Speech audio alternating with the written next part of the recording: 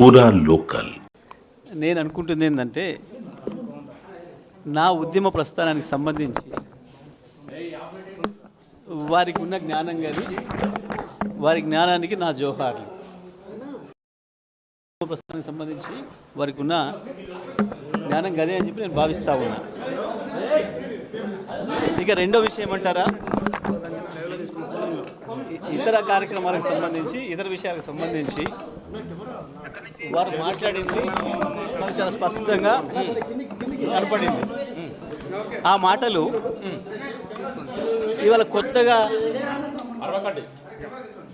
కవిత గారు మాట్లాడిన మాటల్లో కొత్త విషయాలు ఏం నాకు కనపడలేదు. కేసీఆర్కి బద్ధ శత్రువులుగా వ్యవహరిస్తున్న వాళ్ళు, కేసీఆర్ క్యారెక్టర్ను అసాసినేట్ చేయాలని చెప్పి దశాబ్దాలుగా ప్రయత్నం చేస్తున్న వాళ్ళు, బీఆర్ఎస్ను ఖతం చేయాలని చెప్పి ఆలోచిస్తున్న వాళ్ళు, ప్రయత్నం చేస్తున్న వాళ్ళు, దాంట్లో ముందరగా ఉన్న రేవంత్ రెడ్డి, రాధాకృష్ణలు నా గురించి ఏం మాట్లాడినరో ఏం రాసినరో గవే మాటల్ని మళ్ళీ వెళ్ళవేసే ప్రయత్నం చేసినందుకు ఆమెకు నా సానుభూతిని తెలియజేస్తా ఉన్నా. అంటే కవిత వెనకాల రేవంత్ రెడ్డి ఉన్నారంట. ఆమె నేనేమంటున్నా, వారు ఉపయోగించిన పదాలలో ఈ మధ్యకాలంలో ఆ పదాలను ఉపయోగించింది మొదటగా రేవంత్ రెడ్డి, తర్వాత రాధాకృష్ణన్. అదే పదాలని ఇవాళ మీరు వారి మాటల్లో చూశారు, మీకు స్పష్టంగా కనబడుతుంది. కేసీఆర్ శత్రువుల చేతుల్లో వాళ్ళు మాట్లాడుతున్న ఆయుధాలని, వాళ్ళు మాట్లాడుతున్న మాటల్ని తను తీసుకుంటున్నందుకు, తను వల్లవేస్తున్నందుకు, అవి వాడుతున్నందుకు నేను ఆమెకు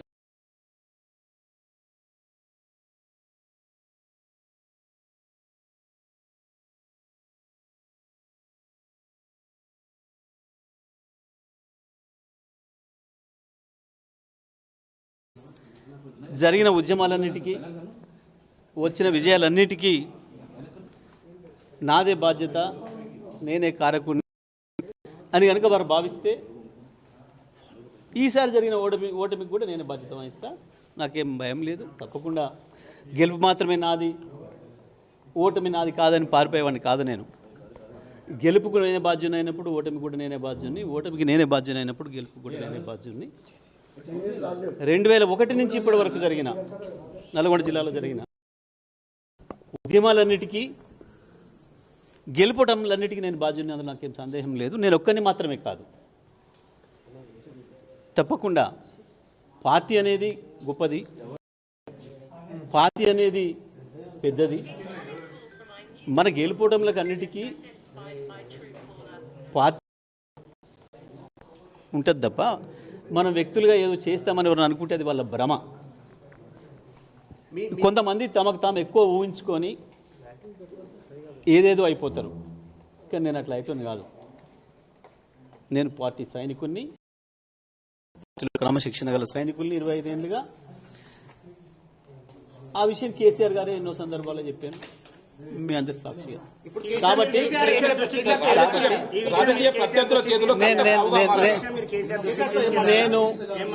నేను కేసీఆర్ గారిని ఈ మధ్యకాలంలో దాదాపు ఒక 50 సార్లు కలిసిన, 15-20 రోజులు పూర్తి కాలం గడిపిన. ఏ ఒక్క మధ్యన ఈ చర్చ రాలే, ఈ ప్రస్తావన రాలే. నేను అదే విషయాన్ని మీడియా మిత్రులు అడిగినప్పుడు చెప్పిన, ఒక సెకండ్ కూడా మా మధ్యన ఈ చర్చలు రాలేదు. అందుకే మీరు ఆమె గురించి ఏమడిగినా అది వృధా తప్ప ఇంకోటి కాదు. నిమిషం సమయం కూడా మేము దాని గురించి కేటాయించలేదు, నిమిషం సమయం కూడా వృధా అనే మాట చెప్పిన తప్ప నేను ఇంకోటి చెప్పలేదు.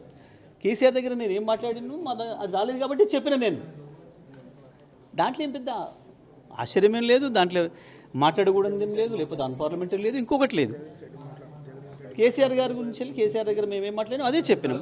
బనకచెర్ల గురించి మాట్లాడినాం, కాళేశ్వరం నీళ్ళ గురించి మాట్లాడినాం, ఎరువుల గురించి మాట్లాడినాం, దెబ్బతింటున్న వ్యవసాయ రంగం గురించి మాట్లాడినాం, ఎట్లా కాపాడుకోవాలి నీళ్లను, గోదావరిని, బనకచెర్ల విషయంలో ఎట్లా ముందుకు పోవాలి, ఏ రకంగా దాన్ని ఆపాలి, ప్రజా ఉద్యమాల పట్ల ఎట్లా నిర్మాణం చేయాలి, కోర్టుల ద్వారా ఎట్లా ఆపాలి, గీ తపన తప్ప మాకు గీ ప్రయత్నం తప్ప కేసీఆర్ గారి దగ్గర ఇంకా ఏ చర్చ రాలేదు. కాబట్టి నేను ఎక్కడన్నా ఒక రెండు సందర్భాల్లో విలేకరుల మిత్రులు అడిగినప్పుడు అదే మాట చెప్పిన నేను. నేను ఒక్కసారి మాట్లాడినా 100 సార్లు మాట్లాడినా మీరు 1000 సార్లు ప్రశ్న వేసినా నా సమాధానం ఒక్కటే. కేసీఆర్ గారిని నేను ఇప్పట్లో కలిసిన సందర్భాలలో ఏ ఒక్క రోజు కూడా మాకు వ్యవసాయ రంగానికి సంబంధించి, గోదావరి జలాలకు సంబంధించి, బనకచెర్లకు సంబంధించి, కాళేశ్వరం జలాలను నీళ్ళ పొలాలకు ఇచ్చే సంబంధం గురించి, రైతుల సమస్యలు ప్రధానంగా ఈ మధ్యకాలంలో రైతులు ఎదుర్కొంటున్న ఎరువుల సమస్య గురించి గివి తప్ప రాజకీయ విషయాలు మాట్లాడారు. కేసీఆర్ లేకపోతే కవిత లేరని చెప్పి మీరు చేసిన కామెంట్స్ వల్ల ఇంత జరిగింది అంటున్నారు. కేసీఆర్ లేకపోతే ఎవరూ లేము, అందులో సందేహమే ఉంది. దాంట్లో పెద్ద ఆశ్చర్యం ఏముంది? దాంట్లో ఏం పెద్ద పొరపాటు పదం లేదు కదా. అంటే ఎమ్మెల్సీ కవిత సూర్యాపేటలో మీ గెలుపు కూడా చావు తప్పి కావచ్చు, కొంతమంది అసలే గెలవలేదు కదా, దాని గురించి ఏమంటారు మరి? అంటే రాజకీయ పద్ధతిలో చేతిలో ఎమ్మెల్సీ కవిత పితోళ్ళట పోయిదో ఏదో ఒకటి గెలిచినా కదా, మరి అసలే ఓడిపోవడానికి కూర్చోడం పేరు మీరు, అది ఎందుకు జరిగింది అని. జగదీష్ రెడ్డి గారు ఒకవైపు రాజకీయ పద్ధతిలో చేతిలో ఎమ్మెల్సీ కవిత పావుగా మారారా? నేనేమంటున్నా, నేను చాలా క్లియర్గా చెప్పిన, నా ట్వీట్లోనే చెప్పిన, వాస్తవానికి మీకు ఈ శ్రమ లేకుండా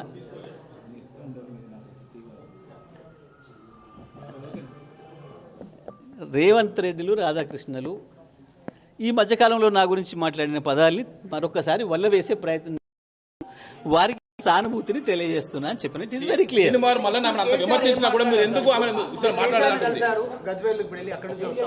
కేసీఆర్ ఈ సందర్భం చర్చకు వచ్చిందా కవిత కామెంట్ చేసిన అంశం? నేను చెప్పినది ఈ రోజే కాదు, ఏ రోజు కూడా ఆ అంశం మా మధ్య చర్చకు రాలేదు. నేను ఇదే విషయాన్ని చెప్పిన.